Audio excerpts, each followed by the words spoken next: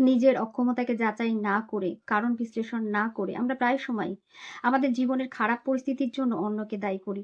এটা সঠিক নয়। সুন্দর এই শিক্ষণীয় গল্পটি অবশ্যই শুনবেন। একদিন রাজার কাছে খবর এলো, রাজ্যে এমন এক মানুষ আছেন যাকে দিনের শুরুতে দেখলে গোটা দিন অনাহারে কাটে। রাজা সত্যতা যাচাই করার জন্য ব্যক্তিকে মহলে তলব করলেন। তিনি ব্যক্তিকে মহলে এক রাত কাটাতে নির্দেশ দিলেন, কারণ পরদিন সকালে ঘুম থেকে উঠে তিনি সর্বপ্রথম ওই ব্যক্তির চেহারা দেখবেন। পরিকল্পনা মতো ব্যক্তি মহলে এলেন এবং এক রাত মহলে কাটালেন।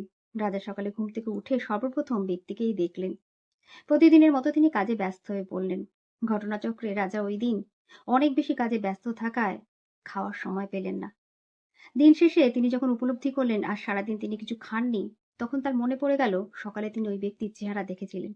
তিনি নিশ্চিত হলেন, বিশ্বাস করলেন আজ সারাদিন তার না খাওয়ার জন্য ওই ব্যক্তি দায়ী। তিনি ভীষণই রেগে গেলেন। তিনি ব্যক্তির ফাঁসির হুকুম দিলেন। ফাঁসির পূর্বে রাজা ব্যক্তিকে জিজ্ঞাসা করলেন, বললেন, তোমার কি কোনো ইচ্ছা আছে? থাকলে জানাও। তুমি কি কিছু বলতে চাও? চাইলে বলতে পারো। ব্যক্তি অত্যন্ত বিনম্রতার সাথে বললেন, মহারাজ, মরে যখন যাব, আর কি বা ইচ্ছা, শুধু এইটুকুই বলতে চাই, দিনের শুরুতে আপনি আমার চেহারা সর্বপ্রথম দেখেছেন, আপনার খাওয়া প্রাপ্তি হয়নি। আর আমি দিনের শুরুতে আপনার চেহারা সর্বপ্রথম দেখেছি।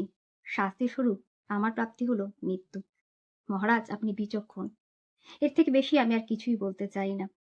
হ্যাঁ বন্ধুরা, আমিও এর থেকে বেশি আর কিছুই বলতে চাই না। আপনারা বিচক্ষণ।